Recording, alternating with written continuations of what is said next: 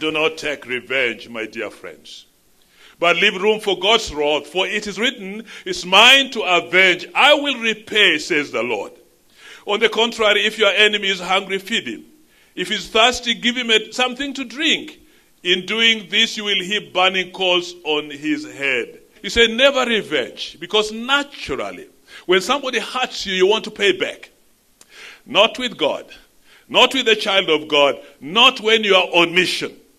And that's why also David targeted a message to many of us who are in a working situation. You have your boss, and your boss has set on your promotion. Your boss is making it hard for you to get up. Your boss is undermining you. David had a boss called King Saul. King Saul wanted to kill David, and he followed him wherever he was hiding. And there are many times, twice, David had a chance to kill Saul. But if you read 1 Samuel chapter 24 and verses 5 to 7, he had gone inside a cave. Saul and his men came into that cave for him to release himself. And David's men told David, your enemy has been given to you by the Lord. Get rid of him and you shall be fine. And he went close enough to the king, cut the hem of his garment, took it away.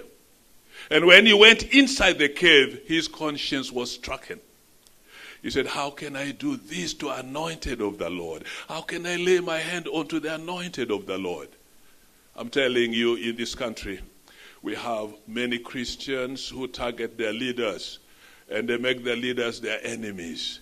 We have in my own church rebellious Christians who have done all kinds of havoc to leaders. I had a bishop in Kisoro on whose seat the Christians put a needle so that when he sat on it, he was pricked. And can you believe, are these people believers? There was a moment when they ambushed him and they took a big stone and dropped on his car as he was passing by. Anointed of God? And you have the audacity to do that? Were you the one who anointed him? Were you the one who called him into ministry? David said, I will not.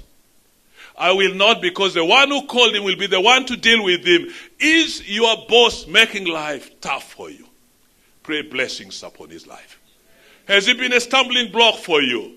Lift your heart to the Lord and say, God, remember him also. Bless him, because you have given him to be over me for a reason I don't understand. Some of you work under very fierce condition of boards and trustees and leadership who are really tough. Bless them. The reason why you are there is because you're on a mission. The reason why you are there is so that your light may shine, that they may see the good works in you and give God the glory.